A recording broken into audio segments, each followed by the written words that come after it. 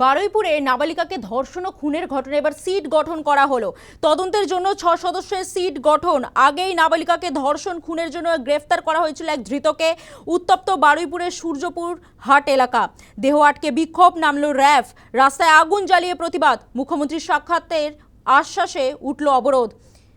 বারুইপুরে নাবালিকা ধর্ষণ এবং খুনের ঘটনায় সিট গঠন করা হলো। তদন্তের জন্য 6 সদস্যের সিট গঠন করা হয়েছে।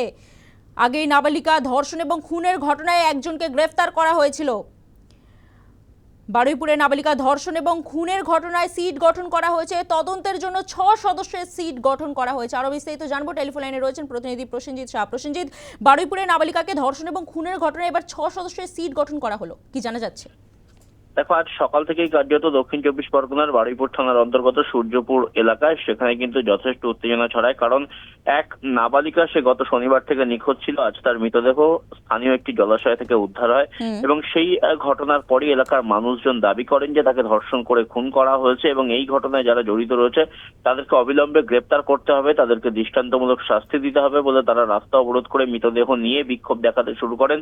ঘটনাকে কেন্দ্র করে দফায় দফায় উত্তেজনা ছড়ায় এই সূর্যপুর হাট এলাকায় এবং সেখানে অভিযুক্ত এক ব্যক্তিকে কার্যত এলাকার মানুষজন পিটিয়ে গণধোলাই দিয়ে তাকে কিন্তু খুন করে। পাশাপাশি এই ঘটনাকে কেন্দ্র করে এলাকায় যথেষ্ট উত্তেজনা ছড়ায়। আর এক অভিযুক্তকে পুলিশ ইতিমধ্যে গ্রেপ্তার করেছে।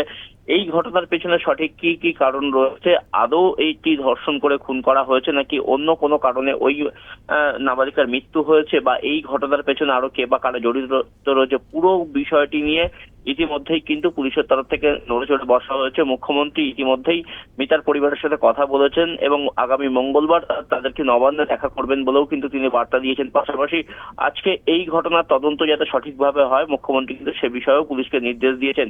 আর সেই নির্দেশের পরেই কার্যত 6 সদস্যের একটি সিট গঠন করা হয়েছে, স্পেশাল ইনভেস্টিগেটিভ টিম, এবং সেই দলই কার্যত তদন্ত করে দেখবে যে এই ঘটনার পেছনে সঠিক কি কারণ রয়েছে, এই ঘটনা কিভাবে ঘটলো, কারা কারা জড়িত আছে। আপাতত তোমাকে ধন্যবাদ প্রসেনজিৎ।